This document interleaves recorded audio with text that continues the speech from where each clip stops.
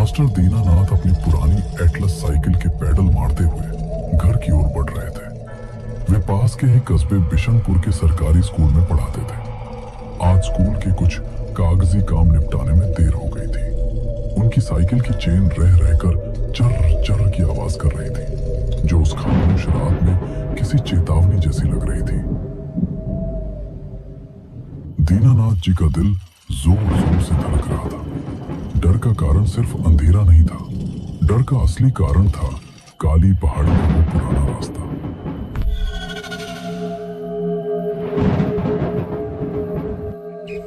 गांव के बुजुर्ग कहते थे कि काली पहाड़ी के मोड़ पर खड़ा वो सदियों पुराना बरगद का पेड़ शापित है। लोग दिन में भी वहां से गुजरने से कतराते थे, और दीनानाथ जी को तो आज रात के इस पहर वहां से गुजरना था।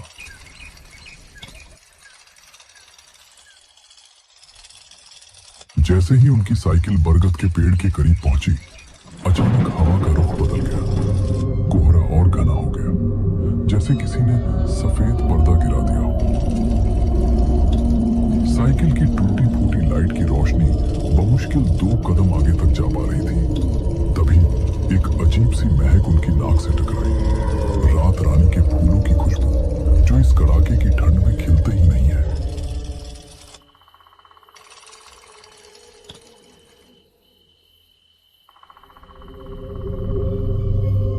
साइकिल रोकिए बाबूजी। एक महीन दर्द भरी आवाज कोहरे को चीरती हुई आई। दीनानाथ जी के हाथ ब्रेक पर अपने आप कस गए। साइकिल रुक गई।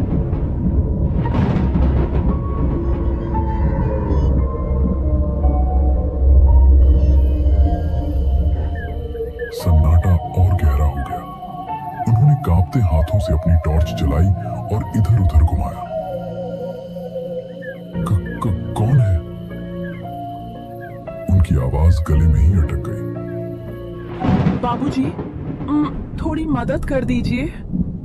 टॉर्च की रोशनी सड़क के किनारे थी। वहां बरगद की जटाओं के पास एक युवती खड़ी थी, लाल साड़ी पहनी हुई, घूंघट थोड़ा नीचे तक। दीनानाथ जी को अपनी आंखों पर विश्वास नहीं हुआ। इस वीराने में इतनी रात गए एक अकेली औरत।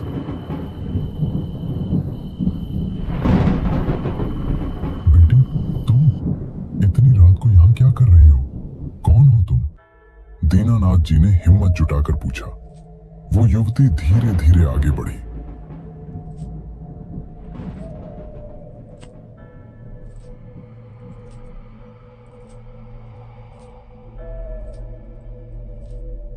बाबूजी, थोड़ी मदद कर दीजिए। बाबूजी, मुझे घर जाना है। बहुत दर्द हो रहा है। क्या आप मेरे पास आएंगे?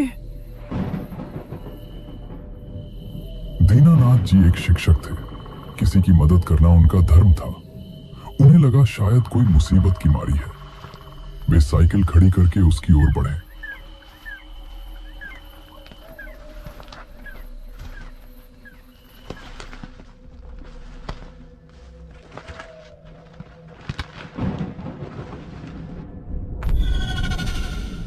घबराओ मत बेटी, बताओ क्या हुआ है। जैसे ही वे उसके करीब पहुंचे, हवा का एक झोंका आया और युवती का घूंघट उड़ गया। दीनानाथ जी की रूह कांप गई। उन्होंने जो देखा वो किसी इंसान का चेहरा नहीं था। चेहरा नीला पड़ा हुआ था। आंखों की जगह 2 गहरे काले गड्ढे थे, और गले पर कुल्हाड़ी के गहरे घाव से ताजा खून रिस रहा था। बचाओ! दीनानाथ जी के हलक से चीख निकली। बाबूजी, मेरा अंतिम संस्कार करवा दीजिए ना। मेरी लाश वहां लटकी है। मुझे बहुत दर्द हो रहा है। उसने अपनी उंगली ऊपर बरगद की डाल की तरफ उठाई। दीनानाथ जी ने न चाहते हुए भी ऊपर देखा। वहां घने कोहरे के बीच उसी लाल साड़ी में लिपटी एक लाश फांसी के फंदे पर झूल रही थी। दीनानाथ जी का दिमाग सुन्न हो गया।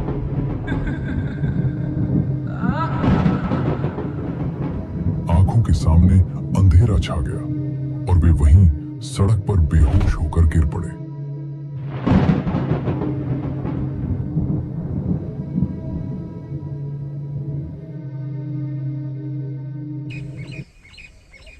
अगली शाम रामपुर के बस स्टैंड के पास भोला की चाय की दुकान पर भीड़ लगी थी। हर तरफ बस एक ही चर्चा थी, मास्टर दीनानाथ का पागल हो जाना। सुबह जब गांव वाले उन्हें ढूंढते हुए काली पहाड़ी पहुंचे तो वे बेहोश मिले थे। होश में आने के बाद से वे बस एक ही रट लगाए हुए थे, वो लाल साड़ी वाली, वो बरगद का पेड़। चाय की दुकान पर 4 दोस्तों का गुट बैठा था, विक्रम, समीर, पिंटू और राघव। विक्रम शहर से इंजीनियरिंग की पढ़ाई करके लौटा था। विज्ञान और तर्क पर उसका अटूट विश्वास था। वो भूत प्रेत की बातों को जाहिलों का वहम मानता था। अरे छोड़ो यार, दीनानाथ जी बूढ़े हो गए हैं, बीपी बढ़ गया होगा, ठंड लग गई होगी तो मति भ्रम हो गया। अब पेड़ पौधों में भी तुम्हें भूत दिखने लगेंगे तो हो चुका इस देश का विकास। समीर, जो थोड़ा डरपोक किस्म का था, बोला, नहीं भाई, मजाक मत उड़ा। काली पहाड़ी की कहानियां आज की नहीं है। मेरे दादाजी भी बताते थे कि वहां कुछ तो गड़बड़ है। वहां रात को जाना मौत को दावत देने जैसा है। राघव, जो इस गुट का सबसे शांत और समझदार लड़का था, उसने धीरे से कहा, विक्रम, कुछ चीजें ऐसी होती हैं जो हमारी समझ से परे होती हैं। हर चीज का सबूत नहीं होता भाई। विक्रम हंसा, एक व्यंग्यात्मक हंसी। राघव, तू भी? यार, तू तो मेरा बचपन का दोस्त है, तू भी इन अनपढ़ों वाली बातों में आ गया। मैं शर्त लगा सकता हूं कि वहां कोई भूत वूत नहीं है। तभी पिंटू ने, जो माहौल को गर्म करने में माहिर था, कहा, अच्छा तो लगा ले शर्त। अगर तू आज रात ठीक 12 बजे उस बरगद के पेड़ के नीचे जाकर एक कील ठोक कर आ जाए तो हम मान लेंगे कि भूत नहीं होते। और अगर तू डर के भाग आया तो तुझे पूरे गांव के सामने मानना पड़ेगा कि तू गलत था। विक्रम का अहंकार जाग उठा। मंजूर है, आज रात ही जाऊंगा और तुम सब भी छुप कर देखना। मैं साबित कर दूंगा कि वो सिर्फ एक पेड़ है और दीनानाथ जी सिर्फ एक डरे हुए बूढ़े आदमी। मत जा विक्रम, जिद छोड़ दे, वहां जाना खतरे से खाली नहीं है। राघव की आवाज में एक अजीब सा कंपन था, जैसे वो किसी अनहोनी को पहले से देख रहा हो। लेकिन विक्रम ने हाथ झटक दिया। तू डरपोक है तो घर में बैठ राघव, मैं जाऊंगा। राघव ने उसे रोकने की और कोशिश नहीं की, बस इतना कहा, ठीक है, हम भी तेरे पीछे पीछे आएंगे, तुझे अकेला नहीं छोड़ेंगे।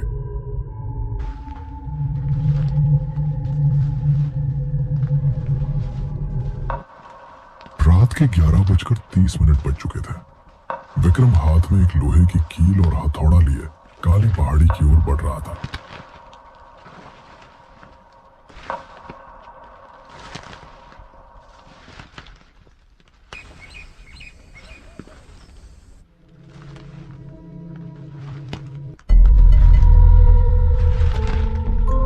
उसके तीनों दोस्त समीर, पिंटू और राघव काफी पीछे झाड़ियों की आड़ लेकर चल रहे थे ताकि विक्रम को पता न चले, लेकिन वे उसकी सुरक्षा को लेकर चिंतित थे। जैसे जैसे विक्रम बरगद के पेड़ के करीब पहुंच रहा था, उसका तर्क डगमगाने लगा था। जंगल की खामोशी सामान्य नहीं थी, झींगुरों की आवाज भी बंद हो चुकी थी। कोहरा इतना घना था कि टॉर्च की रोशनी धुएं की तरह बिखर रही थी। अचानक विक्रम को लगा कि कोई उसके ठीक पीछे चल रहा है। गीली मिट्टी पर नंगे पैर चलने की आवाज। विक्रम ने झटके से पीछे मुड़कर देखा। कौन है वहां? कोई नहीं था, सिर्फ हिलते हुए पत्ते और कोहरा। वहम है, सब वहम है। विक्रम ने खुद को समझाया और आगे बढ़ा। बरगद का पेड़ अब सामने था, विशाल, काला और डरावना। उसकी जटाएं किसी डायन के खुले बालों की तरह जमीन को छू रही थी। विक्रम ने हिम्मत करके पेड़ के तने पर कील रखी और हथौड़ा उठाया।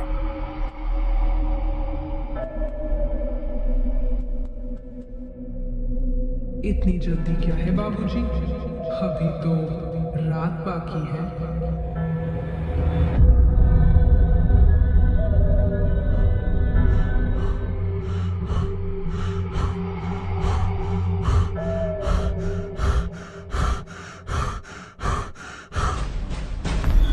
उसके ठीक बगल में पेड़ की आड़ से एक चेहरा झांक रहा था। वही सड़ा गला चेहरा, लटकती हुई जीभ और लाल आंखें। विक्रम की चीख निकल गई। हथौड़ा उसके हाथ से छूट गया। वो पीछे हटा और गिर पड़ा। उसने देखा कि वो औरत हवा में तैरती हुई उसकी तरफ आ रही थी। मेरा दर्द बांटोगे नहीं बाबूजी? वो जान बचाकर उल्टे पैर भागा। बचाओ समीर, राघव, बचाओ! तभी उसे सामने से अपने दोस्त आते दिखाई दिए। भागो, भागो यहां से, वहां भूत है, सच में भूत है। समीर और पिंटू ने उसे संभाला। शांत हो जा भाई, हम है ना। नहीं, तुम नहीं समझ रहे, वो मेरे पीछे है, चलो यहां से। विक्रम रोने लगा था। तभी उन सब के बीच खामोशी छा गई। विक्रम ने महसूस किया कि समीर और पिंटू की नजरें उसके पीछे टिकी हैं, लेकिन डर से नहीं, बल्कि एक अजीब से सदमे से। विक्रम ने पीछे मुड़कर देखा। वहां राघव खड़ा था, लेकिन वो राघव वैसा नहीं लग रहा था जैसा वो चाय की दुकान पर था। उसका रंग पीला पड़ चुका था, उसकी आंखों में आंसू थे, और सबसे भयानक बात, राघव के पैरों के पास जमीन पर उसकी परछाई नहीं थी। राघव, तू वहां उस औरत के पास क्या कर रहा है? राघव उस चुड़ैल के बगल में खड़ा था। वही डरावनी औरत अब शांत खड़ी थी। उसका रूप अब डरावना नहीं, बल्कि बेहद दुखद लग रहा था। राघव ने एक फीकी दर्दनाक मुस्कान के साथ कहा, विक्रम, तूने मेरी बात नहीं मानी ना? मैंने कहा था मत आया।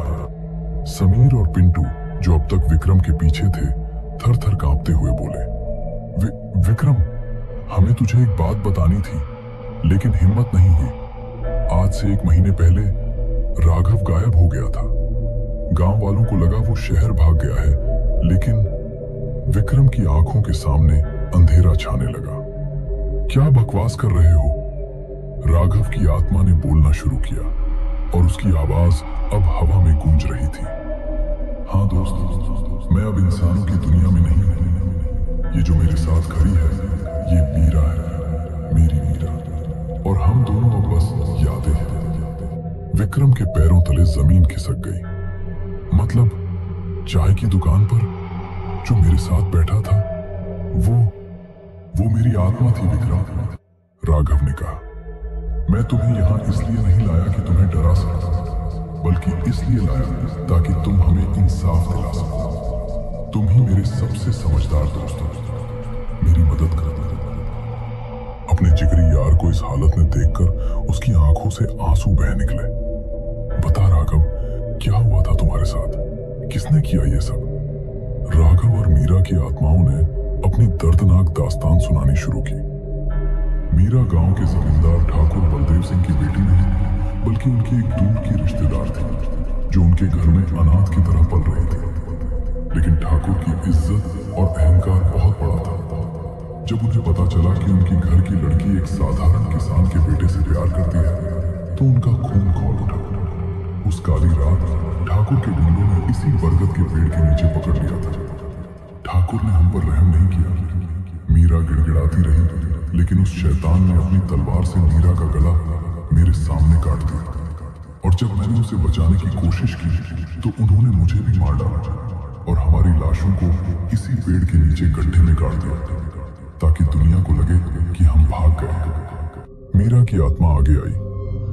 विक्रम भैया, हमारी आत्मा यहाँ कैद है। वो ठाकुर आज भी जिंदा है, अपनी हवेली में आराम से सो रहा है। जब तक उसे सजा नहीं मिलेगी, हमें मुक्ति नहीं मिलेगी। हमारा शरीर इसी पेड़ की जड़ों के नीचे दबा है। हमारा अंतिम संस्कार करवा दो भैया। तीनों दोस्त विक्रम, समीर और पिंटू पत्थर की मूरत बने खड़े थे। उनकी नसों में अब डर नहीं बल्कि बदले की आग दौड़ रही थी। विक्रम ने अपने आंसू पोंछे। उसकी आंखों में अब वही आत्मविश्वास था, लेकिन इस बार वह अहंकार का नहीं बल्कि न्याय का था।